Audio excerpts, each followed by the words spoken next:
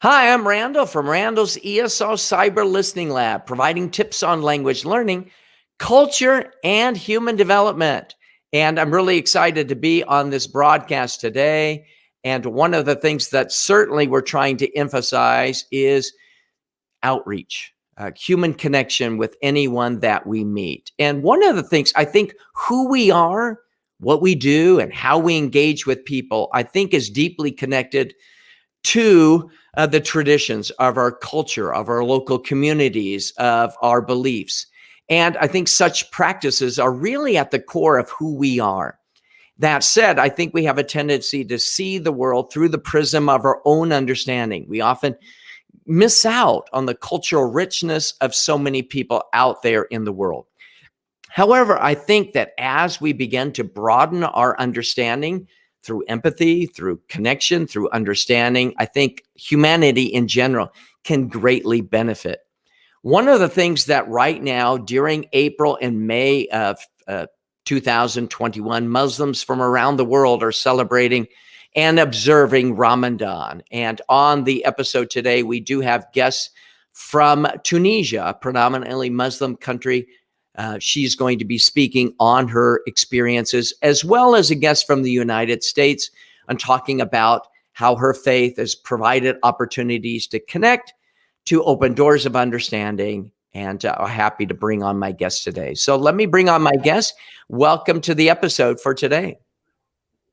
Hello, how are you? Good. So if we could go ahead and begin, and Nesreen, if you could go ahead and introduce yourself, and then Layla, and then we'll get into the actual questions for today. Sure. So my name's Nesreen Alamari. I live in East Hartford, Connecticut, which is in the United States. I teach English as a second language. I teach ESL classes to adults, both in my local community in East Hartford and at a local community college. See, as far as personal, I have 6 children that are also participating in Ramadan. And I think that's it for me. Great. All right. Thank you, Nesreen. Layla, if you could just give us an introduction. Okay, I'm Layla Akrimi. I'm a primary school teacher in a small city in the middle of Tunisia named Bir Lahfay. I'm teaching English and French to 4th and 6th degree for 11 years. I live in Tunisia, which is a country with 99% of population Muslims.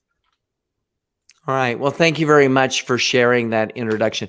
Let's just get right into the broadcast and talk about what is Ramadan. A lot of times people have heard the word. What does that mean? What does it represent? If you could start us off, Nesreen. Sure. So Ramadan is the Muslim holy month where the Muslims are participating extra in their religion. So we are fasting from sunrise to sunset. So no eating or drinking, not even water. We practice our 5 daily prayers. There's an extra night prayers that we do. We believe that each night that a part of the Quran was revealed. Okay, great. And I know that a lot of times, again, the title of the broadcast is about a month of personal reflection, fasting, and community. And we also know a lot of people have heard, well, the date changes every year. It seems like, instead of being one specific date, it seems to change. How is that figured, Layla? How do they determine when Ramadan is observed? Okay. For us as Muslims, we have a special calendar, a Muslim's calendar. The month of Ramadan is the 9th month of the Muslims' calendar. It begins and ends with appearance of crescent moon, not like the global calendar. That's why we have a special day in the beginning of every month, every year, first of all. Second, the month in Arab calendar or Muslims calendar don't exceed 30 days. That's why the whole year is shorter than the global one. That's why there's a difference between the two calendar and the 2 years. All right. And thank you for sharing that introduction, Nesreen and Layla. And let's go ahead and talk about in more detail what Ramadan is about, talking about what a typical day is, and about some basic principles of fasting. So let's go ahead and describe, and I'm sure the way that people observe Ramadan in different places around the world can be dependent on the local culture and so forth. So Nesreen, could you just talk briefly about some of the basic principles of fasting? Of course. So the basic principles are you fast. So that means you're not eating or drinking, not even water, from sunrise to sunset. It also means that there's a lot of self-reflection, more reading of Quran. You try to control, anger. A lot of times you get hangry, you're hungry, and, your emotions from the day. So, you try to have that self-control, that self-awareness, and trying to, have that self-reflection to try to be a better person. And I think that's really relevant. And as part of that, for example, we're thinking about other activities that Muslims are encouraged to do. What are some of those things that Muslims are encouraged to do? And again, we have Layla from Tunisia. We have Nesreen from the United States. And I'm sure those activities might depend on where you are, but there might be some universal principles. So what are the other things that people are encouraged to do during Ramadan? Layla? I think that all Muslims all over the world are sharing the same activity concerning reading the Holy Quran or doing more prayer, doing Taraweeh prayer, that is a special one, doing in the night after eating meal and breaking fasting. But in many countries, especially Muslims country, there's another activity done a lot in Ramadan. In general, activity of solidarity, of giving, of helping each other, etc. Many family here in Tunisia open their doors to poor person, to homeless person, to travelers. They share with them food, and they spend with them sometimes, giving them sometimes money, etc., helping them. These activities are done just in Ramadan, are done a lot in Ramadan, and it's wonderful. Yeah, and I'm sure people do those throughout the year as well, perhaps additional focus during this particular time of year. But let's talk about right here, if we could describe a typical day. Now, Nesreen, you're from the United States. You're from Connecticut. And again, we have Layla from Tunisia. And certainly we recognize that we're talking about, people from around the world that are observing it. But if you could describe a typical day, Layla, we're going to start with you. Describe a typical day. And then we're going to talk about Nesreen. What does it look like for you as well? Okay, just as we are Muslims country, here the special thing is that when we are working or going to school, we have a special time for Ramadan. The day, the hour of working are shorter than the rest of the year, because we are fasting with no food, no lunch, etc. We leave work or we leave school later than that we are. I don't feel the word. There's a changement in the time. The time is shorter than the rest of the year. So people get up. I mean, before sunrise, and I'm going to bring you in here, Nesreen, as well. You wake up. What does a typical meal look like in the morning for you, Nesreen, and also for Layla? What does it look like? Is it like something really big, or no? It's something simple because kids are going to school. Nesreen, we'll talk to you, and then Layla, bring you back into the conversation. Okay. What does a typical meal look like, and what time do you get up? Okay, so we get up at 4 o'clock in the morning. Our breakfast is basically whatever you can find because we want to get it done as quickly as possible. So I make sure the house is stocked with everyone's favorite cereals. anything that can be popped in the microwave. It doesn't have to be limited to breakfast food. So I have kids that eat taquitos first thing in the morning. They pop them in the microwave. It's like this rolled up chicken sandwich thing. And whatever works. I have a 10-year-old who loves to eat ice cream first thing in the morning. I would never allow that outside of Ramadan because that is not breakfast. But to make it special, it is whatever you would like as long as you eat and drink some water. Okay. So something simple. I think that could be, is there a connection with going to school? The regular schedule doesn't change. The regular demands are the same. Does that have an impact then on what you do? Absolutely. When I was a stay-at-home mom, it was definitely, I would make sure I cooked eggs and I would wake up earlier than everyone. And I just have a beautiful layout. But unfortunately, I work. We just need to get some nutrients, and we have to keep it simple. There's no time. Right. And Layla, what does breakfast look like for your family? Again, we're not saying this is representative of everyone, but your experience. Preparing food in the day, it's impossible. I can say, because just kids are eating. In general, they are eating what is already done in the night. When we are preparing food in the afternoon for the breaking fast, then we have to eat before the sunrise, and we go back to bed. If we are working, we go to work. If you are in the house without work, we wake up late. Okay, we have for children. We don't prepare something special for them. They are eating what we have done in the night. Okay. And what does the day look like? We just briefly mentioned about the morning, but what does the typical day look like for work, for school? Are there any special accommodations in Tunisia and again, probably around the world? And we're going to talk about, Nesreen, in your situation, as you're working with parents and others, again, with your children, what does the rest of the day look like? Is it a shortened day? Is it things as usual? What does it look like, Layla? And then Nesreen, we're going to talk about your experience. For the work, we have shorter days, shorter hours, but we have more work. We focus on work more than, because we have we are not thinking about doing or going for lunch, etc., or eating something. We are focusing on working in Ramadan.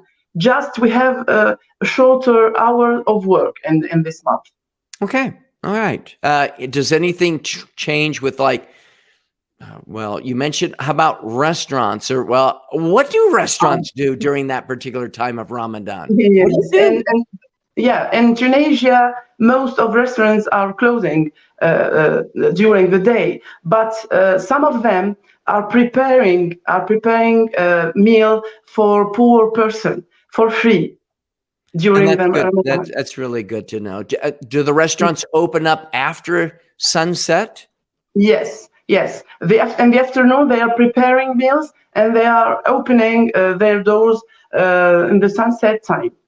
Okay, good. It's because I was thinking about that. What do restaurants do? How do they make money? How do they survive? And thank you for sharing that. Nesreen, what about with you, your work, your children? Any accommodations? Any challenges? What does that look like during this particular period? So, typical day is still, as far as we have to get up normal time for school and for work. We end normal time, so we have to follow everyone else. There's no special accommodations as far as shortened days. But as far as the opportunity to get accommodations would be, I let the teachers know that the kids are fasting, and my younger children will go ahead and go to like the Family Resource Center, which is like a place where the kids can go play, or to art, where they are not in the lunchroom watching their friends eat. Of course, my high school kids want to be in the lunchroom because that's social, their socialization time. So they don't eat, but they're seeing their friends. Great. Thank you for sharing that. Just so I'm looking over some comments right now that have come in. I can't post them on the screen, but there are a couple of comments. So proud of you. Salim is saying that to you, Layla. Greetings from Carolina from Mexico. She says, this is important. Thank you so much for bringing in wonderful guests. Thank you for mentioning that, Carolina. Isra from the United Arab Emirates says, eating at sunset time, we have a lot of delicious foods, yogurt, dates, water, certainly. And then thank you very much for sharing those comments. I can't, again, right now, I can't show them on the screen, but I'm trying to follow those as well. Okay. Great. So, okay, so you go throughout the day. What does the end of the day look like? Now, again, you both have children. I mean, do the kids remind you, Mom, what time is it? It's sunset coming. How do they respond, and how do you work with your own children to make it a meaningful experience in observing Ramadan, but understanding their needs as well? Nazreen? So my kids, it's like they have a clock. They know when it's the last hour. They don't ask anything before that, but at the last hour, they're like, so what time? Because it always changes by like a minute or two every day. So it's exactly like 7:41 today that we will be breaking our fast. So by 7 o'clock, I'll start having kids coming in going, so what time? So there's not a Ramadan clock on your wall. No, I used to have a calendar, like a dry erase board. I used to write to let the kids know. Unfortunately, I don't have the time to really do that anymore. So we just make the announcement of what time. And then that one kid that came in will start announcing it to the house. Okay. And then do your kids start gathering at the table? Well, we call them the last 5 minutes. It's go get everybody, let them fill their bottles of water and sit down so that we can exactly when it starts, everybody can drink their water, break their fast with a date or whatever they're going to start to do. And let me bring into this, and Layla, I'd like you to speak to this as well. Certainly, as you mentioned, the focus is not just on not eating. That's not the focus. The focus is on, as you mentioned, perhaps a transformation of trying to become better as well. And so what kinds of prayers, when you're breaking your fast in the evening, Layla, what kind of prayers do people have? Are there any other of reading of the Quran and so forth to end the day's fast? Layla. Okay.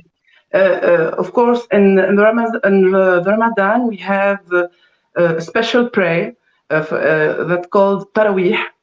This prayer is done after eating. After eating, we have why it's special, because we do pray with reading the Holy Quran, and and before the ending of the month, we read all the Quran with prayers. We spend a lot of time. It's a kind of meditation. It's kind of trying to find spiritual peace, spiritual calm, to do more pray, to speak to God, to speak to Allah, to have time to read and to especially to understand meanings in the Holy Quran. We spend more time to understand the meaning of verse in Quran more than other days. Okay, great. And I think that is very useful to understand. Nazreen, any thoughts on that, of how you end the day besides the meal? We like to ask the kids, what they're happy about, what's been good for their day, just try to reinforce that positivity. We make sure that they pray with us. The kids don't do, on the weekends, they'll do the Tarawih prayer. We'll do it at home. But unfortunately, during the week, we leave that part out. They do their night prayer and they kind of get ready for bed. And one of the things that both of you will need to go back to the Facebook, a number of comments regarding the episode people are sharing, and really appreciative of the thoughts that you shared so far. So thank you. The other thing I want to ask is this. I think we all need to develop a sensitivity to students and individuals, no matter where they are. And I work at the University of Utah, and we have had a number of students over the years, Muslim students. We have a prayer room where students can offer prayers outside of Ramadan. But there are times when during Ramadan, I observe a particular student, they may or may not be fasting. And I think it's really important to be aware of maybe who takes part in fasting, and are there any particular allowances for certain groups, for certain individuals not to fast because of their, as I mentioned, circumstances. Nazreen, could you speak to that briefly? Sure. So certain groups that don't fast are going to be people who possibly have illnesses, like they need medication for them, that they need to take that medication during the day. There's scheduled times that fasting, would really, it would hurt them, not benefit their health. So if someone has, I don't know, if it could be diabetes, it could be if they're taking cancer medication, like whatever that, would hurt them, because fasting is not, God did not tell us to fast to hurt ourselves. It's to benefit ourselves. So if there is some kind of health issue, you do not need to fast. Yeah. Pregnant women also do not need to fast. Some do, they choose to, but they are not required. Also, as a mother with teenage daughters, they are fasting. But women in Islam, if they are menstruating, they will not be fasting. So you might see, in teenagers in the high school that are fasting, and all of a sudden you see them one week they're eating, and you're like, why? And you're probably thinking, why are they eating? I thought they're Muslim. Well, that's kind of your cue. They wouldn't appreciate you asking, but that's your cue to kind of go that, okay, it's okay. They're not being bad. Right. This is their break time. And I think it's important to emphasize these situations, because it's not a lack of commitment to what they feel and believe. There just can be unique circumstances. And by at least extending that graciousness to say there are reasons why people can or don't participate right now, I think it just develops a greater sensitivity for others. Layla, any other thought on that? Yes, concerning kids. It's a little bit funny. Of course, kids they are not allowed to fast, but they are very excited to do. They try to do it, and here in Tunisia, we say we can fast a half a day, and then join two halves to have one day. Oh, For kids, yeah, and they are very happy to do this. Sometimes they write the date. The first day they are fasting half a day, etc. They have good memories about it. And I like that, because it's not necessarily an all or nothing. You're in or you're out. Give them a chance, yeah. And Nazreen, I know that you in both of you raising children, what have you found it useful for the younger children? At what point do they start fasting, and what allowances do you provide for them? So for me, the kids enjoy fasting. So I don't have to try to be like, oh, you have to. By 5 years old, they're trying to do half days, usually. Granted, my youngest is a little spoiled, so he's not even considering it. But for my children, they've always wanted to do the half day. So we might eat breakfast, fast till lunch. It could be, fast from lunch till dinner.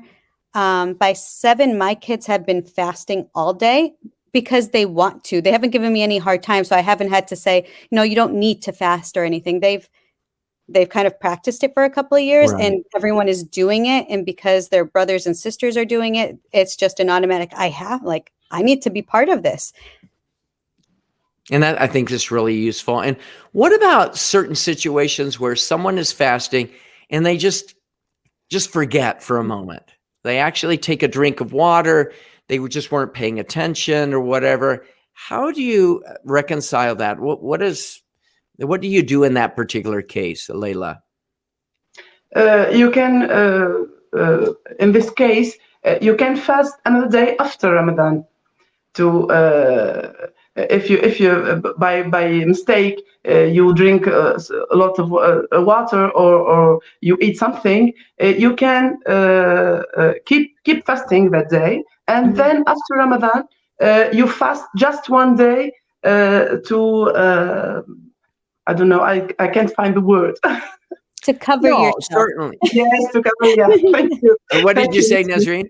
I'm sorry, to cover yourself, because Uh, we are, Thank you. as adults, our fasts count, like, 100%. Yes, So if we miss a day, or we may by accident drink water, for me, like, we consider it in our family, it's a gift from God. Like, yes, maybe you really needed that sip, but as an adult, I might be worried, like, I need to make up one day to make sure that my fast counted for every single day. yes, And I like those, the idea of being a gift from God, aware of our particular needs, maybe for whatever reason. It sounds like a very gracious way of viewing that experience. And that's good to know. The other thing is that let's talk then, as we've talked about Ramadan, we've talked about different activities, we've talked about assisting the poor during the period of Ramadan. But what are some activities, or how does Ramadan end?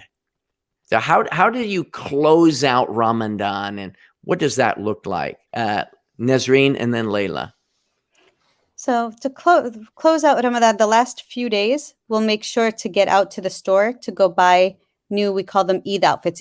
Eid means holiday, in Arabic. So we don't buy gifts like for like Christmas, like the Christians buy Christmas gifts. So we don't really buy gifts. In my family, at least, we've tried that. It doesn't work out as great. But we do make sure that they get a new Eid outfit to wear on the holiday, which is going to be the Eid the day after, Eid al-Fitr, the day after the last day of fasting. So the kids are all excited. They've got their new clothes, new shoes. The girls love to get a new purse to put the money in, because on the holiday, people tend to give a few dollars, to each kid. Oh, wow.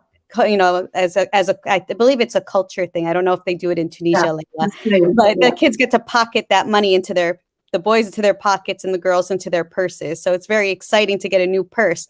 Not about the purse, it's about the money that's going to go in it. Sure. And for you, Layla, how does the Ramadan close? Yes, it's almost the same. We have the same funny part about children. They buy new clothes, etc., etc. They are waiting for the Eid. It's the holiday, the ending of Ramadan. We have a special thing in Tunisia that we spend the 10 last days, or the last week in the Ramadan. Families are meeting to prepare sweets for Ramadan, and together, of course, and they are tasting each other. This is mine, this is yours, etc. There's many dishes, sweet dishes are changing between families in the last of Ramadan. And the day of Ramadan, of course, all the families are happy. We have many meetings. Families meet each other, and they are celebrating together this holiday, and they are giving money to children. We after we spend all the time out of the house together, sometimes in open area, etc., and with eating and doing many funny activities this day. Great. And I just want to bring in, I've noticed a couple of comments on Facebook. Someone called Adnan says, fasting is a special month. Again, I can't project these comments on the screen today, but fasting is a special month. It has special habits. It's meant to, in some ways, feel the pains of the hungry, poor people. It has physical and health benefits, and so forth. So it's good for someone to share how that has benefited them. Of course. What I'd like to do is I'd like to end with a couple of comments of connecting these to not only Ramadan, but also to any other faith tradition or any holiday. So first of all, I'd like to ask, in what ways can people support their Muslim friends, neighbors, and even strangers? Now, Layla, you live, if you, in your particular city, you mentioned to me previously that, it's predominantly Muslim. Everyone is of the same faith tradition. Nazreen, it's a little bit different situation where you're living in the United States, but how can, in general, people support their Muslim friends, neighbors during Ramadan? And how can we support other people of other faith traditions or just in their own cultural celebrations that might be different than our own? Nazreen? So I would say maybe for this would be to support is even if you just realize that it's Ramadan or you just found out, saying happy Ramadan goes a long way. We really appreciate it. Something else would be maybe, having a conversation, taking the opportunity to ask any questions, because as Muslims, we are very happy. I know some people feel like it's awkward. Oh, we can't ask. No, please ask anything. Can't even drink water? Nope, not even water. And that's okay. And you know what? We're not really hungry and thirsty. We're probably more tired from breaking our sleeping habits more than the actual eating and drinking. Also supporting is if it's at work, if it's at school, maybe not throwing a pizza party during Ramadan would be great because we really want that pizza because it smells wonderful. And Just little things like that. And you mentioned, for example, with your kids at school, what do they usually do during lunchtime? So they usually go to a different room. So we have a place in our elementary school that's called the Family Resource Center. That's where the kids can go read books, they can play games, they can go color. My kids have been doing a lot of coloring lately. Just something to be away from the lunchroom. I know the teachers, I've had teachers in the past that bring in books about Muslims, whether it's about Ramadan or about a hijab or anything, that's kind of, related, and kind of reading it to the class, which is always, really nice because it makes other people aware, because you only know, what you're exposed to. So it's really great to have those opportunities to expose, everyone to a little bit of something that maybe they didn't know before. And this was important because my wife just mentioned to me recently, she saw someone at the store. She thought, oh, maybe she's Muslim. And she was wondering, should I say happy Ramadan? I think she was uncertain because I think there is, a human tendency. What if I ask the wrong thing? What if I say something and make a mistake? And I think maybe should be understanding that, well, thanks for trying. Thanks for trying to encourage me. Layla, any thought on that same topic? Yes, I think that as we are, especially Tunisian people, we are open-minded and we accept all difference concerning religion or anything else different from us. But in Ramadan, it's a chance for us, Muslims people, to try to change ourselves to the best. Break with bad behavior, bad habits, try to help others, try to give positive things, not just money or food, doing well, saying good things, good words, encouraging other person, etc. It's a chance for us to change ourselves, to be better than we are. Yeah, and I think that the whole concept of transformation, of helping, of changing yourself, I think you can see that rippling through a lot of different faith traditions or just beliefs or just a desire to want to help one another, I think is so critical for all of us. A couple of comments that have come in. Sudeep from Nepal says, I have a few Muslim friends and I've seen how Ramadan is celebrated. Respecting every religion is what makes us a global citizen. I really like that. And thank you, Sudeep, for sharing. Again, I can't show the comments on the screen right now, but I wanted to read some of those. Isra says, from the United Arab Emirates, thanks, Randall, for your interest in this amazing topic. It means a lot to us. She also says, celebrating all the details during Ramadan is very important for all children. And so it's great that the idea Sudeep mentioned from Nepal of understanding the traditions of other people just makes us a global citizen. And I think that's so important. The last question I want to ask you is, in what ways, and this goes beyond just Ramadan, In what ways can teachers weave discussion of Ramadan or other traditions, whatever it might be, whether it's religious or non-religious or anything, into the classroom to create, as Sudeep mentioned, helping us become a better global citizen? Leila? Yes. For us, for me as a teacher, Ramadan is an opportunity to show to children, to show to students that that we can be better, that we can help each other, that we can accept other, that we can do positive thing. And during the day, being without food, without water, without drink, it's a kind of teaching ourselves patience and teaching students these things, these ideas, and they are growing up with these positive idea, and that affects their personality and these point of view in general. Absolutely. Thank you. And Nazreen, any thoughts on that? Definitely, from being in the United States, because the schools here are supposed to not, the public schools are supposed to, they claim no religion, which is fine. Although Christmas time, my kids come home all the time with Christmas trees, which is perfectly fine with me. I understood. What I would love to see is what I've seen from a couple of teachers that are very aware of diversity and including everything, different topics, would be to see, stories being shared. I don't know if there's like YouTube clips. I mean, there's so much on the internet now.